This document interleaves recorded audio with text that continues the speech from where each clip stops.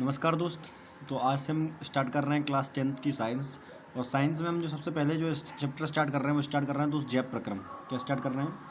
तो आपका जैव प्रक्रम जो है सबसे पहले स्टार्ट कर रहे हैं। आइए, तो सबसे पहले जानते हैं कि जैव प्रक्रम होता क्या है। तो लिखा है तो वे सभी प्रक्रम जो संयुक्त रूप से जीव के अनुरक्षण का कार्य करते हैं जैव प्रक्रम कहलाते हैं। अब अनुरक्षण का मतलब ये होता है कि किसी भी जीव को जिंदा रखने के लिए, उसे सर्वाइव करने के लिए जो जो चीज़ें होती हैं, जो सारी चीज़ें ज़रूरी होती हैं, आवश्यक होती है, उसे हम क्या कहते हैं? जैव प्रक्रम कहते हैं। क्या कहते हैं? जैव प्रक्रम कहते हैं। ठीक है, ठीक है। अब जैव प्रक्रम को हम दो भागों में बांट कर पढ़ेंगे, जिसमें पहला आपका जैव प्रक्रम को हम जैव और प्रक्रम। तो जैव प्रक्रम दो शब्दों से मिलकर बनाया जिसको हमने तोड़ दिया जैव और प्रक्रम। जैव का मतलब होता है किसी जीव से, जीवित से या सजीव से, मतलब जिसके अंदर जा क्या हो, जान हो।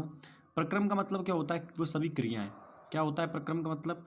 कि सारी क्रियाएं जो होती हैं वो जैव प्रक्रम के अंदर आ जाती हैं। कोई दिक्कत इतनी है? सच में कोई दिक्कत नहीं है। चलिए, अगला लिखा है कि जैव प्रक्रम वे सभी क्रियाएं जो आपस में मिलकर शरीर के अंगों की मरम्मत का कार्य करती हैं जैव प्रक्रम कहा जाता है। मतलब प्रक्रम का मतलब वही होता है कि जो सारे किसी भी जीव को अनुरक्षण करते हैं, या मेरे शरीर में कोई भी कमी हो, उस कमी को पूरा करने के लिए जो सारी मरम्मत की जाती है वो सारी क्या कहलाता है? आपका जैव प्रक्रम कहलाता है। ठीक है। अब सजीव और निर्जीव देखिए। सजीव क्या होती है? जिसमें जान होती है ना। निर्जीव क्या होता है? जिसके अंदर जान नहीं होती। सिंपल डेफिनेशन तो ये है। अपन सजीव किसको बोलेंगे? जिसके अंदर जान हो। और निर्जीव किसको बोलेंगे? जिसके अंदर जान ना हो। इतनी सी बात आ गई। ठीक है। अब इनके बीच में थोड़ा सा अंतर जान लेते हैं कि सजीव में पोषण की क्रिया होती है। पोषण की क्रिया का मतलब ये है कि देखो, शरीर सजीव को क्या है, अपना जीवन में कुछ कार्य करने के लिए खाने की आवश्यकता होती है ना। लेकिन इसमें कोई पोषण की आवश्यकता नहीं होती। मतलब कोई कुर्सी ले लो, कुर्सी को निर्जीव मान लो, मान क्या लो, निर्जीव होती है वो। तो उसको कभी आपसे खाना नहीं मांगेगी। ऐसा हो सकता है क्या कि मांगती हो? नहीं मांगता। सभी जीव श्वसन करते हैं, सांस लेते हैं, सीधी सी बात है। मैं तुम्हारा गला घोंट दूँ तुम मर जाओगे, लेकिन कुर्सी का गला घोंट दो तुम नहीं मरोगे, है ना। कुर्सी बैठने के लिए होती है, बैठते हैं अपन, बैठ जाते हैं उसके ऊपर, करते तो बहुत कुछ भी हैं। लेकिन फिलहाल आगे बढ़ते हैं। इसलिए कहा सजीव की वृद्धि सजीव वृद्धि एवं विकास करते हैं, सीधी सी बात है, सही बात है। लेकिन निर्जीव क्या होते हैं? वृद्धि विकास नहीं करते। मतलब कुर्सी जितनी बड़ी थी उतनी ही बड़ी रहेगी, चाहे तुम कुछ भी कर लो, है ना। देखा है सजीव संवेदनशील होते हैं, मतलब इनके अंदर भावनाएं होती हैं, फीलिंग, ये हर्ट्स हो जाते हैं। मतलब कुछ कह दो तो बुरा मान जाते हैं, है ना। चोट पहुंचाओगे तो चोट लग जाएगी।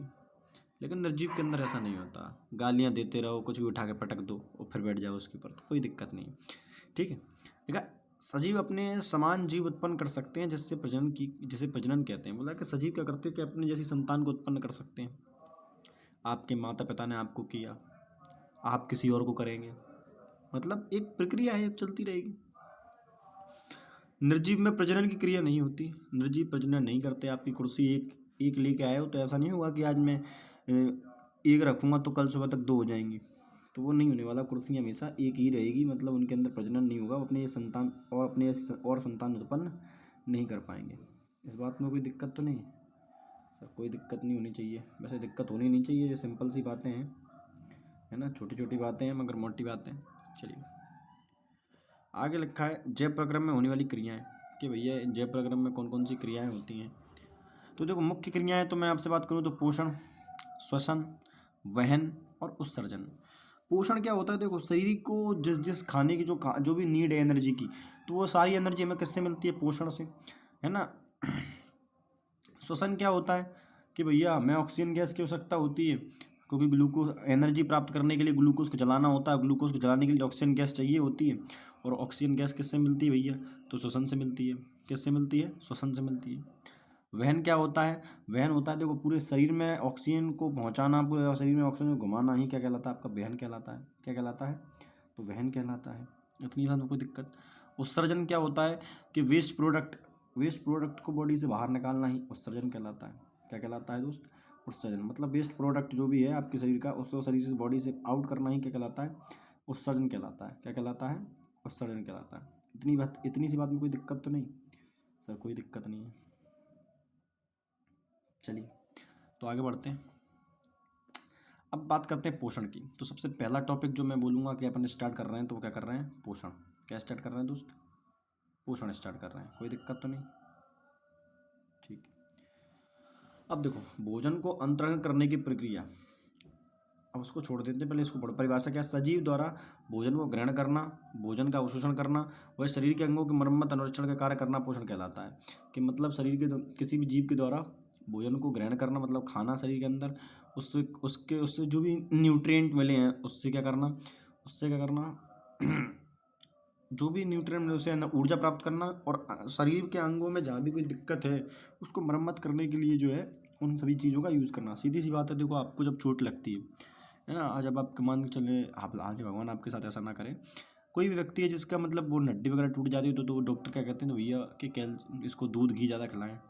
दूध में क्या होता है? कैल्शियम ज़्यादा होता है। कैल्शियम क्या चाहिए होता है? आपकी हड्डी के लिए आवश्यक होता है ना। कैल्शियम से हड्डियाँ मजबूत होती हैं। अब हड्डियों से मुझे एक चीज़ याद आती है, हम बचपन से हमें रटाया जाता है कि जो विटामिन डी है, विटामिन डी हमें धूप से मिलता है, आप सबने ये सुना होगा। लेकिन ऐसा नहीं होता दोस्त, विटामिन डी आपको धूप से नहीं मिलता। एक्चुअली होता क्या है कि विटामिन डी आपकी बॉडी बनाती है, लेकिन कब? In the presence of sunlight. लेकिन सनलाइट क्या होनी चाहिए? तो प्रेजेंट होनी चाहिए, लेकिन नहीं पा रहा हूँ मैं, बस समझ लेना, है ना। क्या होता है कि मेरे पास, मैं उंगली से लिखता हूँ तो वो सही उसमें कैच नहीं कर पाता। तो इन धूप की प्रेजेंस में हमारा शरीर खुद विटामिन डी बनाता है ना। ऐसा नहीं होता कि हमको धूप से विटामिन डी मिलता है, तो ऐसी बात नहीं है, ध्यान रखना इस बात को, है ना। सूरज सुबह सुबह की जो रोशनी होती है, हल्की सूरज की रोशनी, उसमें ऐसा होता है। कुछ और बता रहा था मैं, भूल गया। चलिए कोई बात नहीं, जब याद आएगा तो बता देंगे। तो पोषण समझ में आ गया इतनी बात, पोषण क्या होता है। तो मैंने आपको समझाया कि देखो, शरीर मतलब भोजन को ग्रहण करना, उसका अवशोषण करना, उससे एनर्जी प्राप्त करना, और जो भी अंगों को हमें चोट पहुंची है उसको मरम्मत करना, वो सभी किसके अंतर्गत आता है? तो पोषण के अंतर्गत आ जाता है। इतनी साथ में कोई दिक्कत तो नहीं होगी आपको सर? कोई दिक्कत नहीं होनी चाहिए मेरे हिसाब से, और हो भी रही है तो थोड़ा सा एडजस्ट करना सीखो जीवन में। लिखा है सजीव जैव रासायनिक प्रक्रिया के दौरान भोजन को जटिल कार्बनिक पदार्थ को सरल कार्बनिक पदार्थों में रूपांतरित करते हैं। अब देखो होता क्या है कि जब इस प्रक्रिया में होता क्या है, तो देखो मैं आपको एक चीज़ समझाता हूँ। देखो हम जो खाना खाते हैं उससे हमें तीन चीज़ें मुख्य रूप से मिलती हैं। वो क्या होता है? एक तो होता है कार्बोहाइड्रेट। क्या होता है? कार्बोहाइड्रेट। हाइड्रेट, अगर गलत लिख दूँ तो कोई दिक्कत नहीं है ना, इतना कोई बुरा नहीं मानने वाला है। और विटामिन, प्रोटीन, सॉरी क्या मिलता है? प्रोटीन। हालांकि विटामिन मिलते हैं, और एक मिलती है बेटा वसा। क्या मिलती है? वसा। तो ये क्या होते हैं? ये जटिल पदार्थ होते हैं। अब इनको हमारी बॉडी डायरेक्ट कंजप्शन का नहीं कर सकती, तो इसको क्या, भोजन जब हम पाचन करते हैं ना, पाचन, तो पाचन में एक्चुअली होता क्या है कि कार्बोहाइड्रेट को तोड़ा जाता है, प्रोटीन को तोड़ा जाता है, वसा को तोड़ा जाता है। कार्बोहाइड्रेट को तोड़ा जाता है आपका ग्लूकोज में, ग्लूकोज, ठीक है। ऐसे ही प्रोटीन को तोड़ा जाता है अमीनो अम्ल में। किस में? अमीनो अम्ल में। मैं आपसे बोला ना कि मैं क्या छोटी पेन से लिखता हूँ तो लिख नहीं पाता। अरे यार क्या कर रहा हूँ। अमीनो अम्ल होता है, एक सेकंड रुकना, थोड़ा सा बड़ा कर देता हूँ ना इसको मैं, है ना। अमीनो अम्ल बोल रहा था मैं, क्या लिख दिया मैंने? अम्ल लिख दिया। अमीनो अम्ल, है ना। और वसा को तोड़ा जाता है वसीय अम्ल में। किस में तोड़ देते हैं? तो वसीय अम्ल में इसको तोड़ दिया जाता है। कोई दिक्कत, इतनी बात में कोई दिक्कत नहीं होनी चाहिए मेरे हिसाब से, ठीक है ना। तो ये सारी चीज़ें होती हैं।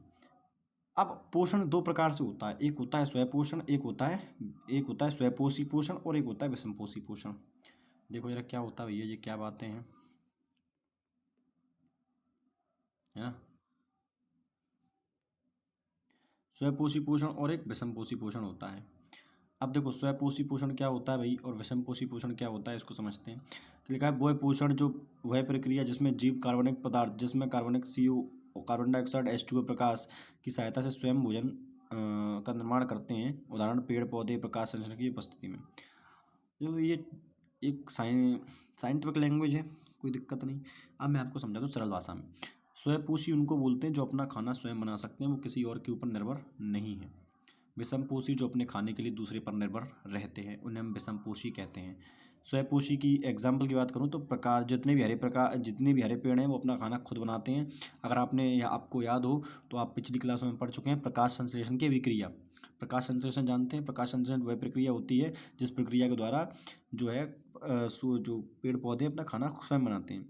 लेकिन विषमपोषी क्या होते हैं? जो अपने खाने के लिए डायरेक्टली और इनडायरेक्टली किस पर डिपेंड है? पेड़ पे डिपेंड होते हैं, जो अपने खाने के लिए दूसरों पर डिपेंड है।